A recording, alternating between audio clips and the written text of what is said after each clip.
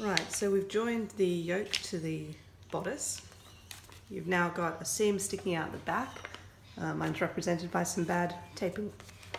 And we've got a neat seam at the front, so all of our good sides are facing out. The next step is that we want to cover the back of your neck yoke. We don't want interfacing touching your skin. This becomes your neck and your shoulder pieces. That goes around your neck there and joins the back. But at the moment we've got interfacing showing and we've got these seams, so we need to cover that. What we're going to cover it with is the second piece of your yoke. So you're going to take this piece and the original and iron the seams flat. So iron those seams nice and flat and out, and that will reduce the bulk when we go to join these together. So our seams are sitting flat. What we have here is the wrong side, the interfaced side. When this is sewn together, we want those to join like this to cover, so that you only have good fabric here and good fabric here. It's a very neat fit. Similar to when we did the front, if we just sew this together, you're going to have a seam with a raw edge sticking out against your neck, which is not what we want. What we're going to do, turn your fabric over to the good side, take your second neck piece, turn it over, and with good sides together, match the shoulder seams and match the center. And if you're a little bit out, ease it around until it has its best fit, but try to match the shoulder seams if you can. If your cutting was a smidgen out or you've done a slightly longer seam on one side, it may not be an exact fit, but get your best possible fit here. So we've now got right side to right side and the wrong side facing out. We're going to do something very similar to previously in that we want to turn the fabric in on itself to hide the seam. So with right sides together, we will be back stitching and then stitching a 5mm to 1cm seam. This is similar to last time. You want to go a narrow seam, as narrow as possible without missing fabric. And if you miss a bit, if you happen to go too narrow, you can go back to it. Say I've missed a bit here, you can come back later on. If you turn this and you find that a bit of fabric has not been caught, you can come back in, back stitch, and then go, whoops, I just need to catch a bit of extra fabric here, back stitch.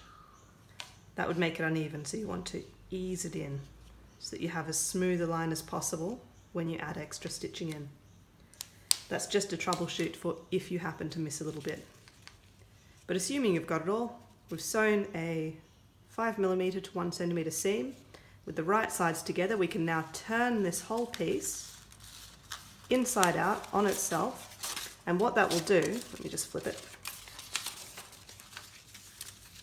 is it will turn the wrong sides together with only the right sides facing out.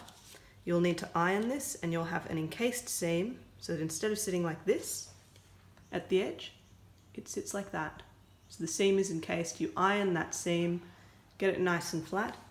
The whole inner neck is now finished. What you will have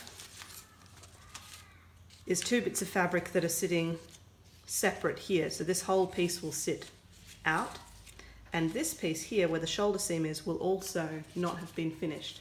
You're going to iron that in at the 5mm seam that you've completed elsewhere, so just iron it in, any bit that's showing.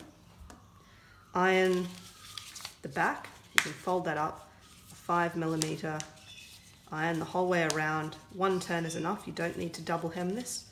Just fold it up, iron that in at 5mm, and then you're going to slip stitch and join this. So your neckline is already joined and very neat. You're going to take the back of the yoke, pull it down so that it covers the join where the front of the yoke has sewn onto the bodice. If you can, just pull this down a little bit below that line of stitching to cover it. It will create the neatest possible finish. And you're going to slip stitch the back of the yoke to the front. I'll find a YouTube tutorial of slip stitching and I'll link that for you. It takes a little while. I would recommend putting a movie on while you do it. You're just going to slowly go around, stitch it all in place. Once you're done, have a look at your work, see if those gather lines that you put in to gather your fabric are visible.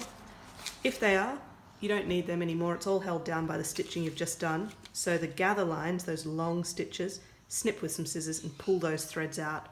You don't need them to be part of the garment. At the neck edge, you will need to sew in your loop. Remember to read your instructions as well here, guys. Sew a loop in, and that loops around the button that you'll sew to the other side. But to finish the edges here, you fold them the same as at the base.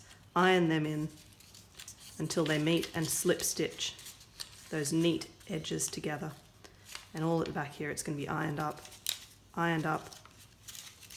and slip stitched so that you get a neat folded hem with all the raw edges folded to the inside, the raw edges folded to the inside.